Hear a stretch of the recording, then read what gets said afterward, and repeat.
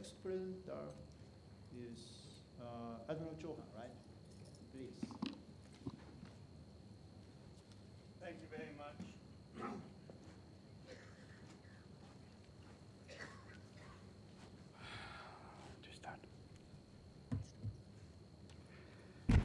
Right, ladies and gentlemen, I hope you had a good lunch. Some of you have to go and catch buses home, so bye-bye.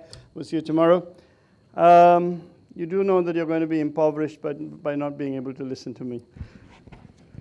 I'm going to talk to you about China's port development in South Asia, try and bring you home a little bit closer, and then see where we land up with the first overarching question about China being, what compels China to come to the Indian Ocean and operate at all? Why can't China just stay where it is and be happy with being the preeminent power in East and South China Sea areas and trouble ASEAN and leave us alone?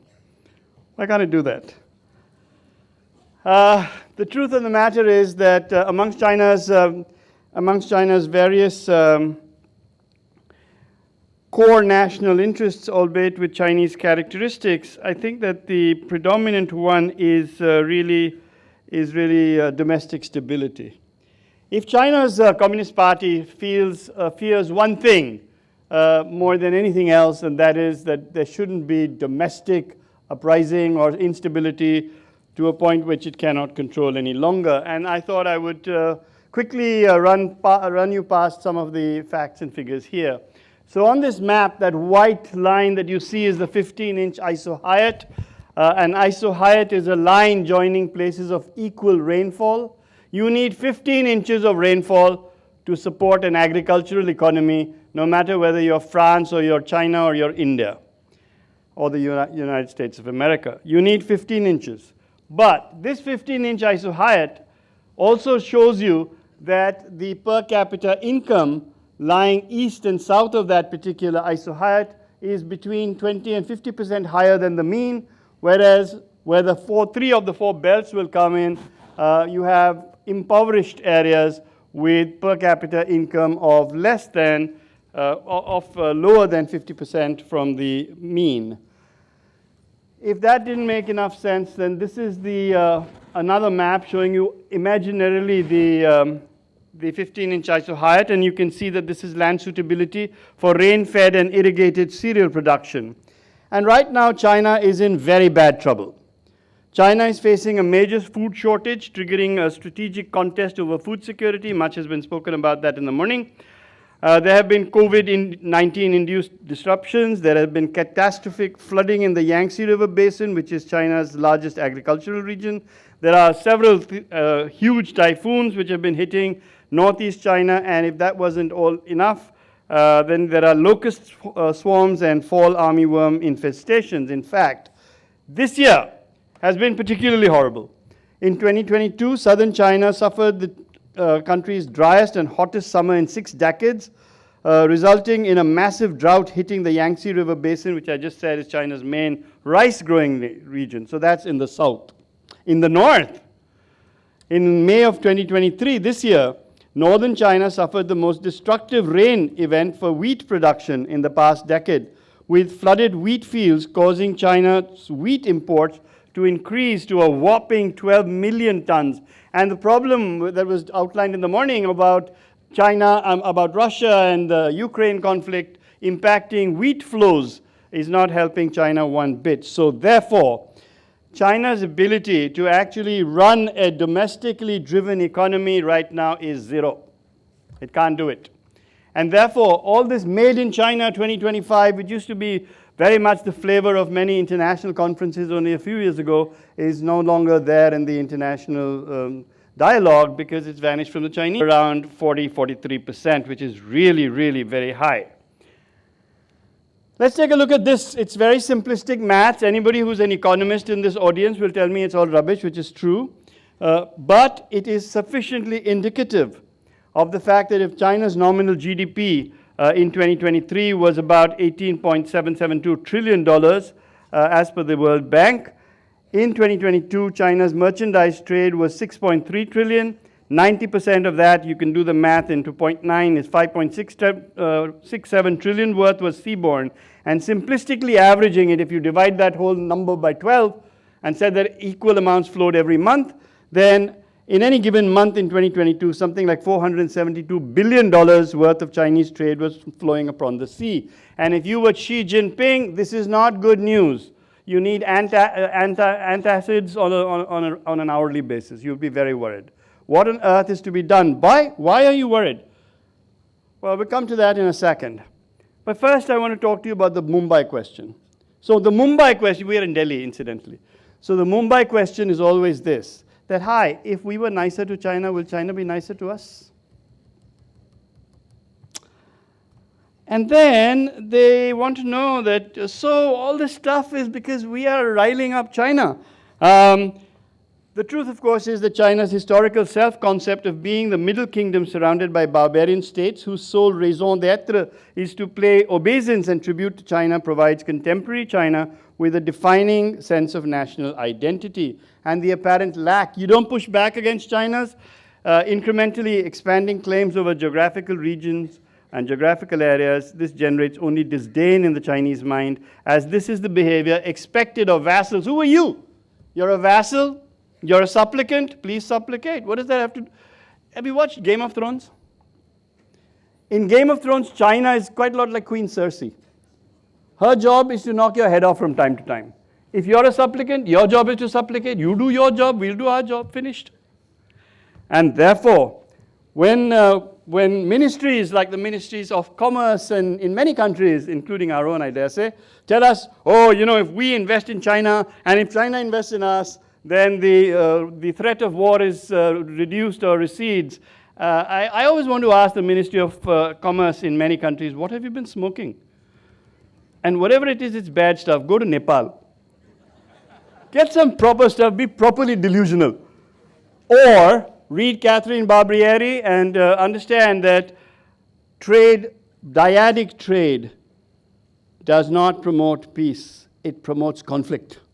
And history shows this to be repeatedly true. The only solution to that is don't read history at all.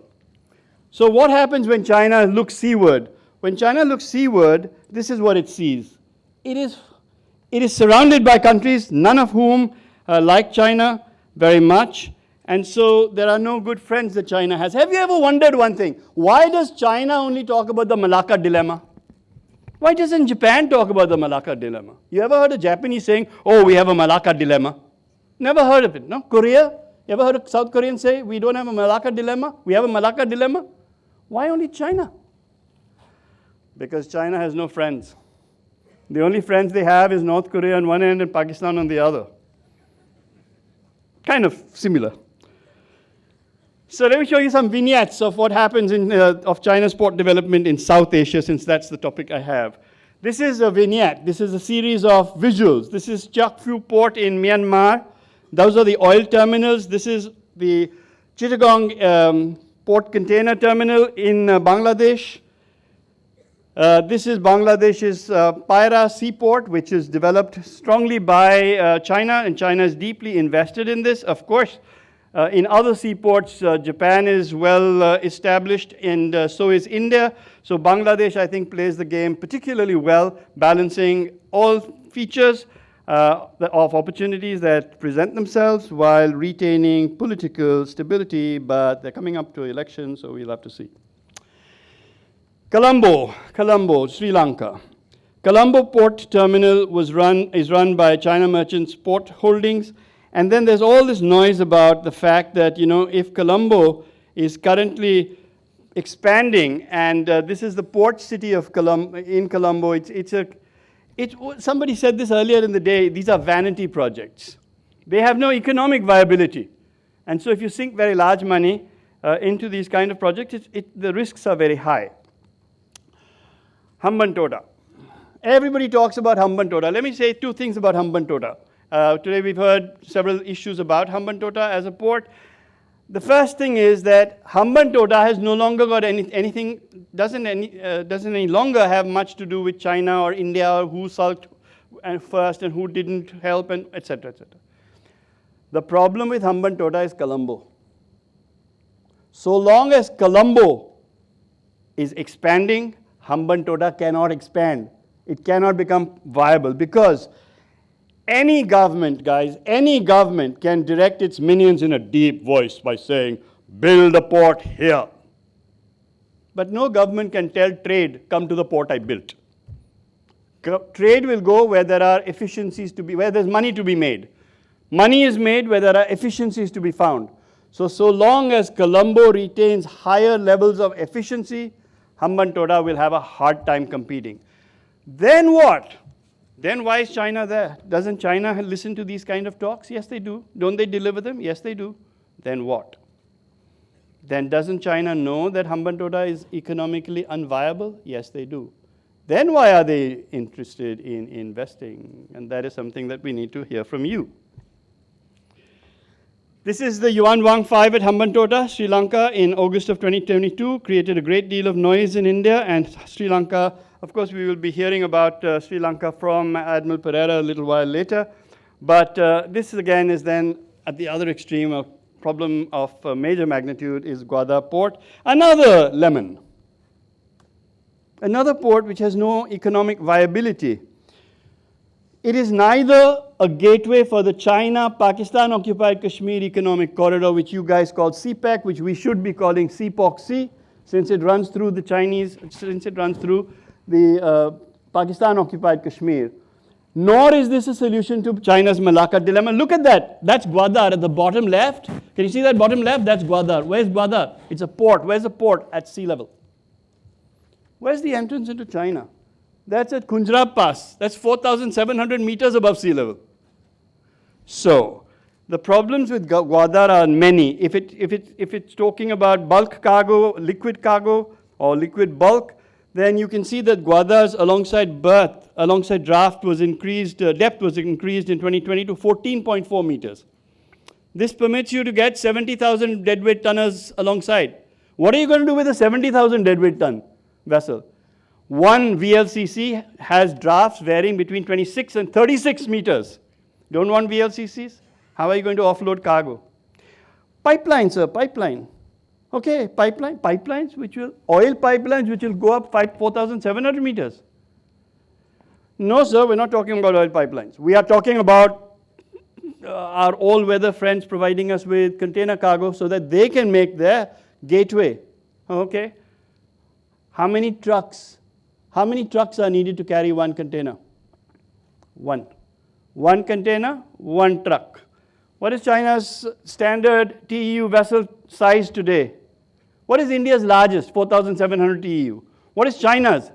Standard, not largest, standard, 19,000 TEU. Imagine 19,000 TEU alongside in Gwadar, 19,000 trucks. Wow. So, doesn't China know this? Yep, they do. Then why are they there? And so we think, I don't have any access to naval intelligence, unfortunately, so I'll just have to rely on my own. And I believe that this triangle leading from Jivani across to Pasni and across to Turbat, which is 60 kilometers north of Pasni, is perhaps a Chinese base. And that brings me to two last slides. One is, how does it look to us? How does it look to us? We who sit in India, how does this whole Chinese thing look? It looks like this. Hope that scares the bejesus out of you. So the question number one is China plotting under that famous Lieutenant Colonel McPherson's article on the string of pearls? Is China plotting to surround India? The answer is no, of course not. Is India getting surrounded? Of course. So we are like, those of you who can understand Hindi, we are like the chakku and the kharbuja. Either the chakku hits the kharbuja or the kharbuja hits the chakku, both times bad for the kharbuja. Those of you who don't understand Hindi, it's like the pitcher and the stone. Stone hits the pitcher hits the stone, both times it's bad for the pitcher. India is pitcher, also known as kharbuja. So we need to worry, and therefore my last question to you is this. This whole business about places and bases and strategic strong points, bases are those places which can be and need to be defended in times of war. If it can't be defended in times of war, it is not a base, it's a place. So are the Chinese strategic strong points? What are strategic strong points? They're what we call places, because in America, they don't think it's sexy enough to call them places. Places don't have that Madison Avenue appeal. So they call them strategic strong points. Never mind whatever they call them. Are they strengths or are they weaknesses? I'll leave you with that thought, and thank you very much for your attention. Admiral Chauhan, thank you. Thank you very much.